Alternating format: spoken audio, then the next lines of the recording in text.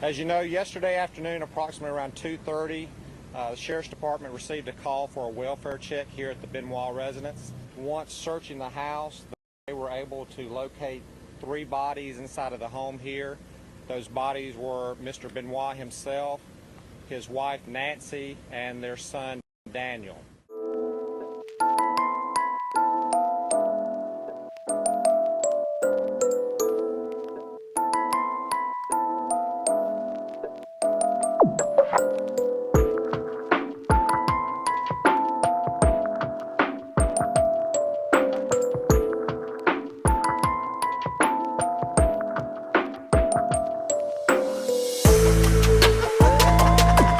Welcome or welcome back, and thanks for being here. I'm Cassie, and this is A Wicked World. The story I have for you today is one that left many people shocked, sad, and confused back in June of 2007. A man that so many idolized and was also thought to be a caring and loving husband and father suddenly ended the lives of his entire family, then his own. This is the story of Daniel and Nancy Benoit.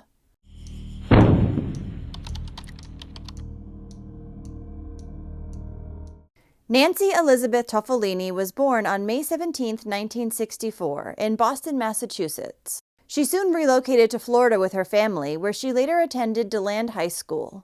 As she got older, Nancy began working as a model, as well as selling event programs at local wrestling shows.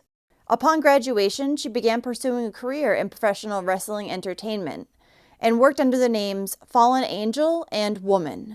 During this time, Nancy experienced a great amount of success, even traveling all over the world. She also met and later married professional wrestler Kevin Sullivan. Then sometime in the mid-90s, Kevin decided to start a scripted wrestling angle with fellow wrestler Chris Benoit. In this storyline, Chris had started carrying on an affair with Kevin's wife, Nancy. This is 1996. I do what I want, when I want. I have nothing to do with NWO, do I, Chris? Sullivan, you talk about us making the same mistakes. I don't think I've made any mistake. But that on-screen romance quickly developed into a real-life romance, and Nancy and Chris divorced their respective spouses in 1997, then got together as a couple. Chris had previously been married to a woman named Martina, whom he had 2 children with. She would say that their relationship had been particularly difficult towards the end, partially due to Chris's steroid use, which would make him irate and tough to deal with. Though when he wasn't on steroids, everyone around him said that he was a loving and caring guy. Not long after Chris and Nancy began their relationship, she left wrestling and instead began to book his events for him, essentially acting as his personal manager.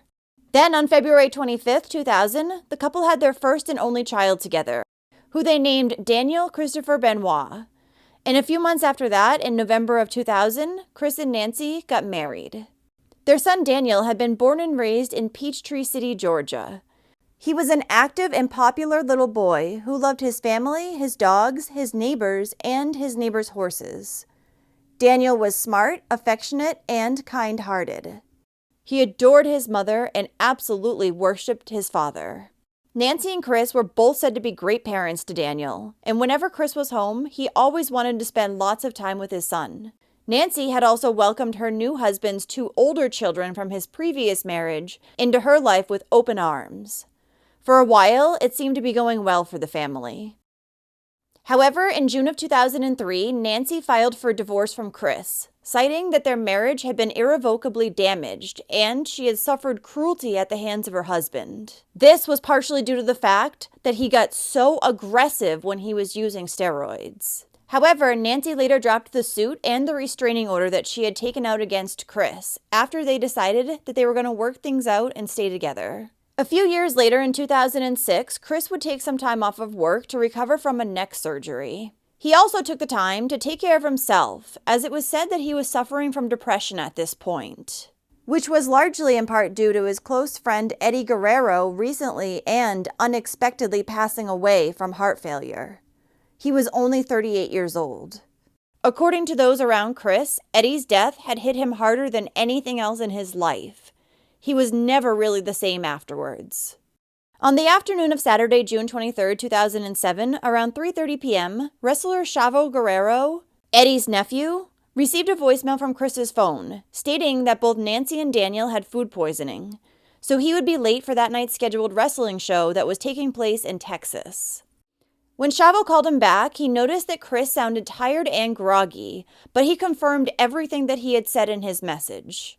Chavo was rather concerned with Chris's tone and demeanor, so he called him back a few minutes later. When he didn't answer, Chavo left him a voicemail telling him to call him back. Once Chris later returned that call, he told his friend that he was just having a stressful day due to Nancy and Daniel being sick. And before he hung up the phone, Chris told Chavo that he loved him, which was something that he had said before, but it was the way that he said it that made Chavo slightly worried. The next day, a Sunday, there were 5 text messages sent to coworkers of Chris from both his phone and Nancy's phone. The first message said, "The dogs are in the enclosed pool area and the back door is open." The other messages had the Benoit's home address in Fayetteville, Georgia, something that the people he'd sent it to already knew.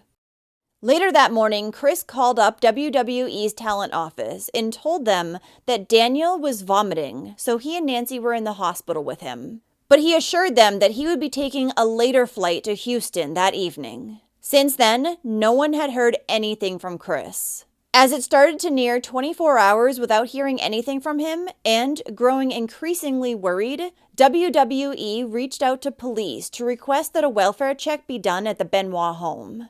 I just spoke to one of the other officers there. My name is Dennis Fagan. I'm a retired detective in New York City.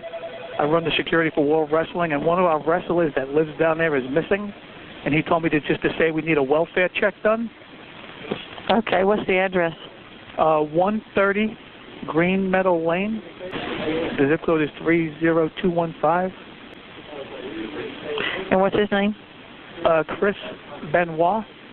It's spelled Benoit. Okay, and he's a wrestler? Yes, what happened, he's a very religious gentleman, and yesterday he was supposed to show up at a pay-per-view and never got on the plane, never showed up. They've tried to reach his wife, Nancy. She doesn't answer. They tried to call his house. It's out of character for him. So at 3 o'clock this morning, there was a message left for one of the other wrestlers, and basically it says, the dogs are in the backyard, the back door is open, goodbye. And that was it.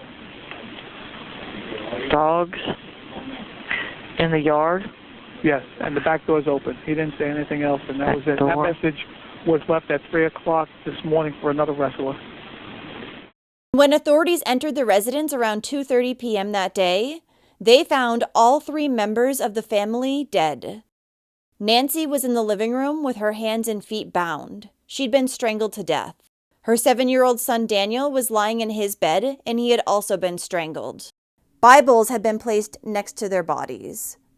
Then, Chris was found downstairs in his home gym, hanging from a weight machine cable in a manner that made it appear as if he'd taken his own life.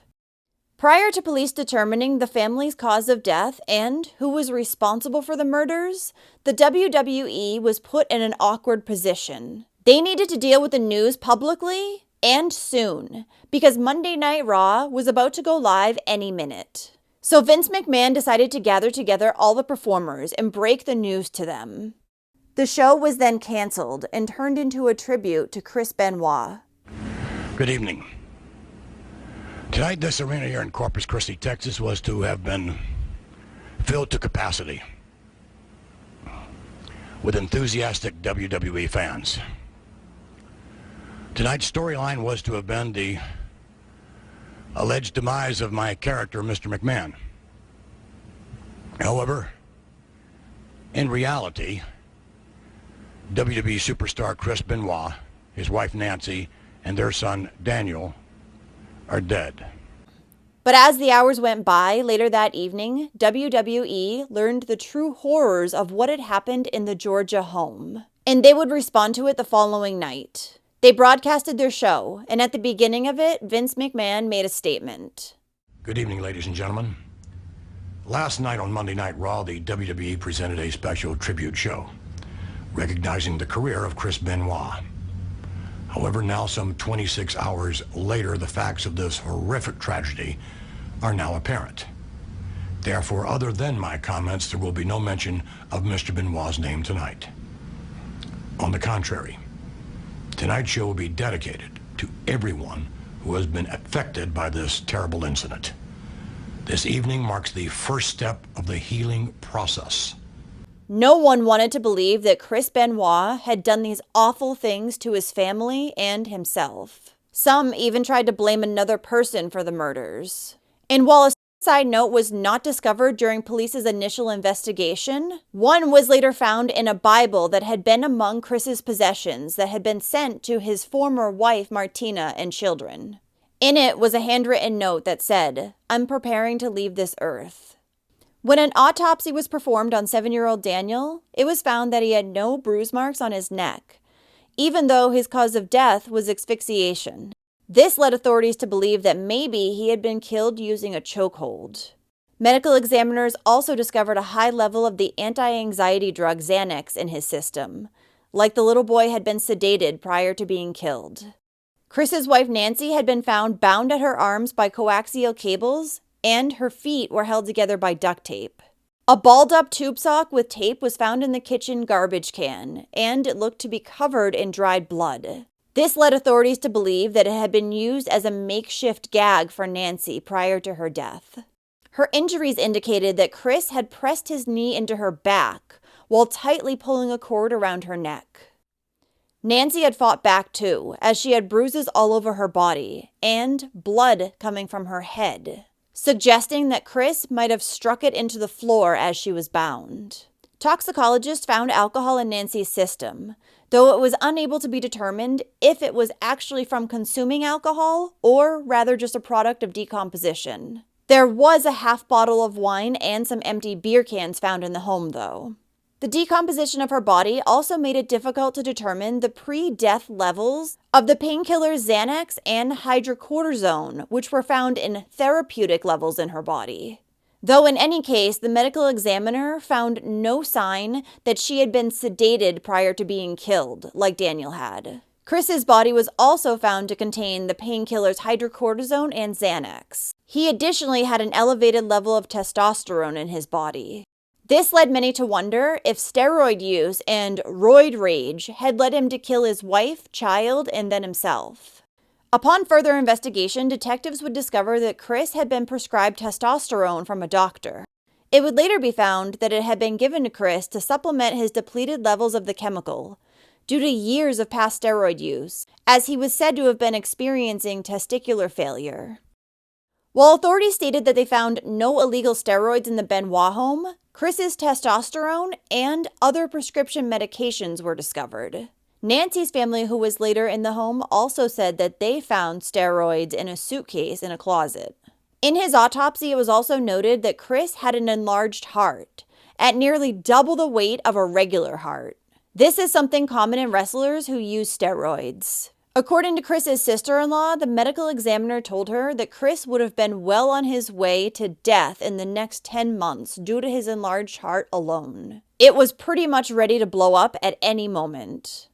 Then, shockingly, the family's autopsies revealed that they had all died at different times. Hours apart, in fact. Nancy had been killed first on Friday, June 22nd. Then, Daniel was killed the next day, Saturday. And it wasn't until the following day that Chris ended his own life. So he'd sat inside the home with the bodies of his dead wife and child for 2 days. Now, those who knew Chris said that he had constantly been using steroids, even when he was recovering from his neck surgery and was supposed to be just resting. At the time of his death, he had 10 times the normal levels of testosterone. It was later found that between May of 2006 and May of 2007, Chris's doctor, Dr. Aston, was supplying him with a 10-month supply of testosterone every 4 to 6 weeks. Additionally, Chris had been placing illegal orders for steroids online. Then, after the WWE started instituting their wellness policy in 2006, Chris had been randomly tested 4 times, the last time in April of 2007, and somehow he had passed that time. The other 3 test results have been withheld by the WWE. After the horrific murders, there were many who were speculating that Chris might have had chronic traumatic encephalopathy, or CTE, which is a progressive degenerative brain disease associated with repeated head trauma. And this may have been what caused him to do the absolutely unthinkable. Tests conducted on his brain by the head of neurosurgery at West Virginia University showed that his brain was so severely damaged that it resembled that of an 85-year-old patient with Alzheimer's. It was suggested that his brain was so damaged that he wouldn't have lived much longer anyways. Other tests conducted on his brain tissue revealed severe CTE and damage to all 4 lobes of the brain and brain stem. So while the general medical consensus is that Chris's breakdown was caused by CTE, Nancy's sister Sandra is not convinced that brain damage is the only cause for her sister's death. Her belief is partially due to the fact that on Sunday, prior to Chris killing himself, he had been booking flights to Houston. She said that this shows that there was a moment, however brief, that he thought he might be able to get away with it. And as the WWE stated, if Chris really did have the brain of an 85-year-old Alzheimer's patient, how did he get to the airport on his own? Let alone be able to remember all the moves and information that's required to perform inside the ring. Then 2 days after the bodies of the Benoit family were found, an attorney from the WWE stated that Daniel had Fragile X syndrome. The wrestling organization said that they had learned from the couple's friends and relatives that the Benoits had been fighting over whether or not Chris should stay home more to help take care of their son. They said that they were confident that the information they had about Daniel having Fragile X was accurate. After speaking with other WWE employees who knew both Chris and his son. But the thing is, none of these employees had specifically mentioned Fragile X. Now, Fragile X syndrome is a disorder affecting the X chromosome and is the most common inherited cause of mental retardation and associated developmental disabilities. It was also suggested that track marks which were found on the 7-year-old's arm during his autopsy might have been from Chris injecting him with growth hormones because he had considered him undersized due to his condition. The fact that Daniel even had track marks on his arm was later proved to be completely false, however. The rumors of the little boy having Fragile X syndrome were also dispelled. After it was announced that his medical records had been examined and he had never been diagnosed with the condition. Family members, including the little boy's grandparents who regularly babysat him, also said that he did not have learning disabilities. And his teachers stated that he was on par with the other students.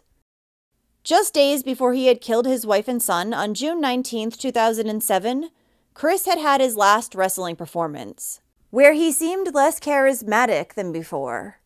Afterwards, he'd flown back home to rest and spend some time with his family. Then, on the morning of Friday, June 22nd, he'd brought his son Daniel over to horse riding camp at their neighbor Holly's house. From there, Chris went to see Dr. Phil Aston, whom he saw every few months to refill his medication. During this visit, he complained about Nancy's moodiness and said maybe she had some early onset menopause. Chris's doctor would later say that he had shown no signs of aggression or rage during the visit, but he did complain about being increasingly depressed and had been prescribed some Zoloft. After leaving his doctor's office, Chris spoke with his close friend, Bob Hawley. He asked him how things were going with him and Nancy, to which Chris had replied, Nancy was acting like Hitler lately, but they were trying to work things out. At the time, Bob was in nearby Atlanta, and Chris asked him to come by and visit. He was only about a half hour away. Unfortunately, Bob declined at the time, later wondering if he had gone to the Benoit home, would things have turned out differently? That afternoon, Chris called a dealership to discuss selling his vehicle, and he also called a pool company to have them come by. When the workers later arrived at his home, Chris and his son Daniel were outside barbecuing. Everything seemed normal. But then at 9:25, there was a phone call that had come from the Benoit residence requesting the phone number of the Fayetteville Police Department. However, there was no attempt to call the number that had been given. Then at 9:32 p.m., 9:33 p.m., and 10 p.m., there were phone calls made to their next-door neighbor Holly, But no one answered, and no voicemails were left. It's believed that these phone calls might have been made by Nancy, who was fearing that something bad might happen, because just hours later, she had been killed by Chris. And according to Nancy's sister, there had been blood covering the floor where Nancy was found. It was clear to her that she had been killed in a serious rage. Chris had brutalized her. Now, the morning after he murdered his wife, Chris called up their neighbor Holly and left her a voicemail, asking if Daniel had to be at her house for horse camp that day. If he was, Chris said that he wouldn't be able to attend because he was sick. Just hours later, the little boy had also been murdered. Oddly, investigators found a knife under his bed, though it had not been used in either of the killings. Then at 4:02 p.m., after killing his son, Chris looked up an article of the Old Testament prophet Elijah. The story of Elijah is about him pleading with God to restore the soul to a young boy's body. It seemed Chris might have been having regrets about what he'd done. Many had known that Nancy and Chris were having difficulties in their marriage. From text messages that she had sent, it was clear that Nancy was troubled by Chris's drug use and behavior. She believed that the various medications he was taking were acting against one another and making him not at all like himself. She said that he had become very passive-aggressive and was a completely different person towards her and Daniel now. According to Nancy's sister Sandra, Daniel's drug habit had gotten so bad that he had what she considered to be Judy Garland syndrome. He was just so out of it all the time. Sandra also said that there was a lot of self-medicating going on in the home, with her sister included. She said, "My sister was not a saint, but it was really next level after the loss of Eddie." Nancy's sister stated that Chris had become increasingly paranoid recently too. He constantly felt like him and his family were not safe. He was frequently checking the alarms on his home, driving different routes to get to the gym, and constantly switching cars, among other odd behaviors. Chris had previously been rather laid back about these sort of things, so when this started happening, it really stuck out to her. Nancy's sister Sandra would say that Chris never really got punch you in the face kind of violent, but he was very intense and had once pushed Nancy into the kitchen counter. Then there were multiple text messages found between Nancy and Chris in the weeks leading up to their deaths. In these, she constantly asked her husband to get off the steroids because it was making him so passive-aggressive. She had also sent a text message in which she said that the WWE's wellness program was a joke. So that's probably how he was able to pass the test in April. Then in January of 2007, Nancy was said to have thrown out her husband's stash of drugs, making him leave the house and stay at a hotel for over a week. In a phone call to a friend that had taken place on June 18th, just a few days before she was killed, Nancy spoke about her problems with her husband, how he was having mood swings, difficulties in bed, and how she thought that he might be having an affair after she found a second cell phone. Nancy additionally informed this friend that Chris had been physically abusive towards her, and she was thinking about leaving him, taking Daniel, and going to Florida where she had family. According to this friend, Nancy had kept proof of her husband's mistreatment, and if anything happened to her, she wanted everyone to know that he was responsible. The couple was also said to have been fighting about a recent life insurance policy that Chris had taken out in the amount of $250,000. He hadn't listed Nancy and Daniel as the beneficiaries on it, however. Rather, he had listed his ex-wife and his other 2 children. Then, when Nancy had asked him to change this to her and Daniel instead, he refused. So did Nancy tell Chris that night that she was going to take Daniel and leave him, and he snapped? I think that Chris killed Nancy after they had gotten into an argument about her leaving, their marriage problems, or maybe even the life insurance policy. He had flown into a rage, and after, he wondered what he was going to do next, because he was either going to go to jail for the rest of his life, or he had to end his own life. There's also the possibility that Daniel heard Chris attacking his mother, so Daniel had to die too. But it seems like after Chris's Google search for the prophet Elijah, maybe he regretted what he had done to his son. So then maybe he sat around for another day, giving excuses to his coworkers and contemplating what exactly he was going to do, before he finally decided the only way out was to take his own life. Now, something that's very odd to me about this entire case is that 14 hours prior to police discovering the bodies of the Benoit family, a Wikipedia post was made about the death of Chris's wife, Nancy. It said that Chris would be replaced by Johnny Nitro for an upcoming event due to his wife's death. The IP address would be traced back to Stamford, Connecticut, too, which is where WWE headquarters are. However, police ended up stating that it was just a hoax and the person was in no way related to Chris or the WWE. It was merely a coincidence.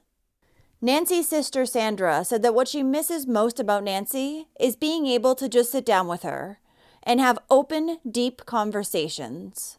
She was someone she could share anything with. Sandra stated that Nancy was always so thoughtful. She always thought about everyone else before herself. Always. Sandra then said that the thing she misses most about Daniel is his laugh. Once you got him going, he wouldn't stop. She also claimed that her nephew would have made a great wrestler because he would have had his father's in-ring talent and his mother's mic skills. A memorial for Nancy and Daniel took place in Daytona Beach, Florida on July 14, 2007. Both were cremated and their ashes placed in starfish-shaped urns for Nancy's family to hold on to.